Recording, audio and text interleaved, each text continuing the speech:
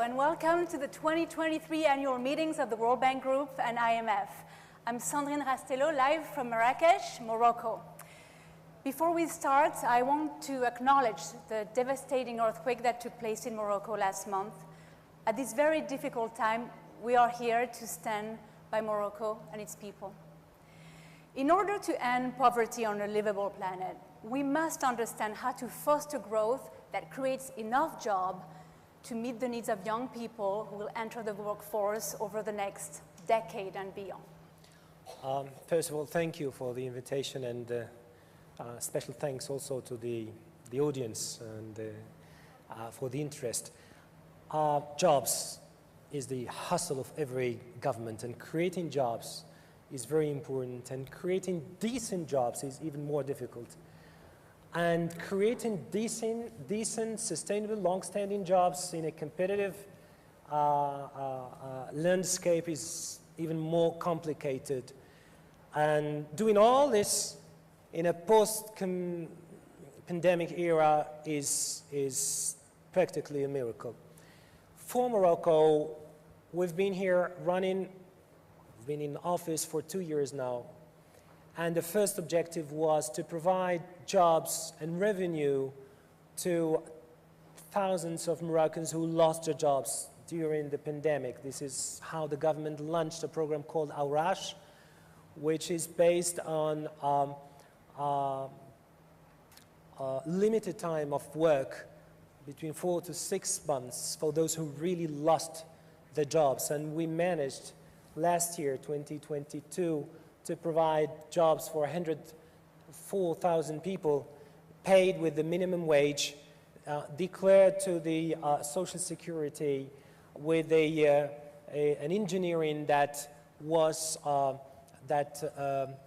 involved local governments so that the projects are delivered on the ground.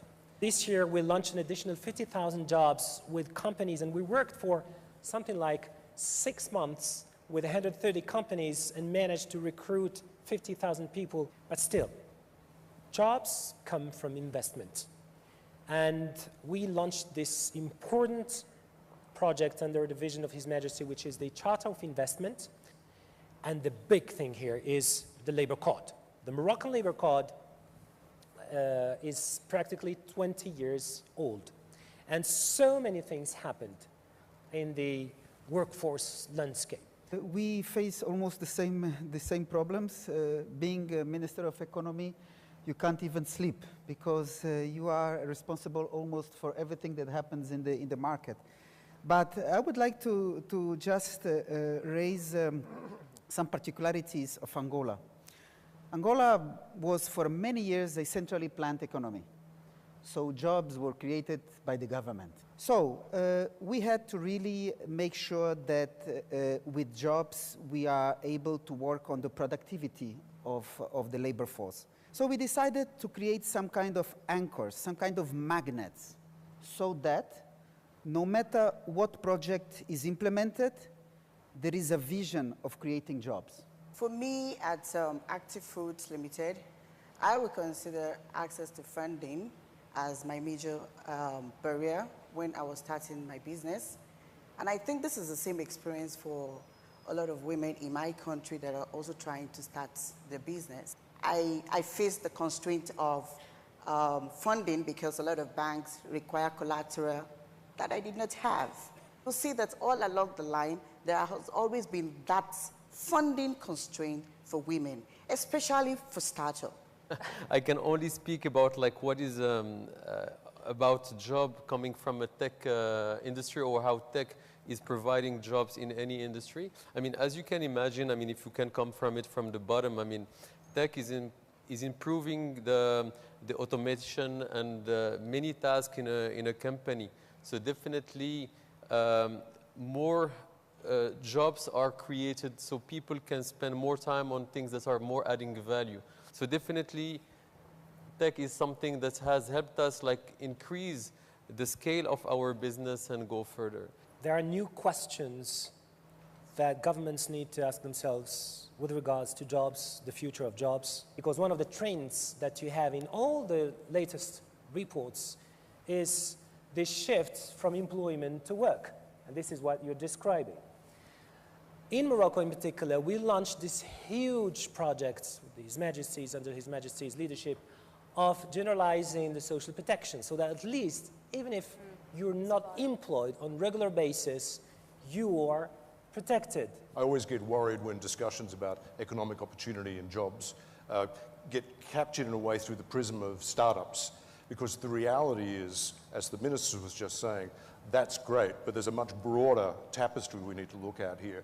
We run a campaign in Latin America, I've just been working in Latin America, called Yo Soy Empresario. The whole point there is everyone can be a businessman or businesswoman. The whole concept that we want is how do you make it easier to actually do that? But don't kick own goals.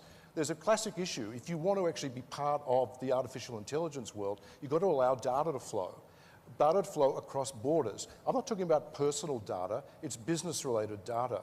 At the moment, there's a push at the WTO to actually not renew the moratorium against putting tariffs on cross-border data flows. That is just crazy. That's an own goal. We need to maintain that, because the confusion of actually putting a tax effectively on that data, which was what would happen, would actually impede the prospect of participation in artificial intelligence and impede the potential for inclusive economic growth supported by artificial intelligence.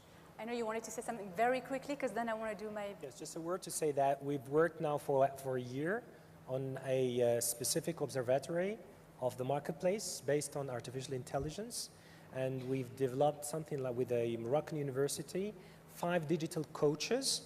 They address the job seekers, and they try to coach them on the how to rewrite their CVs, how to apply, etc. But on the other hand, we're working with the employers so that we make sure that the job specifications, names, nomenclatura, in other words, are redefined according to the AI engine. And the idea is to open up to the international mobility market so that we make sure that there is a better match of between the job seekers and the employers. La parole.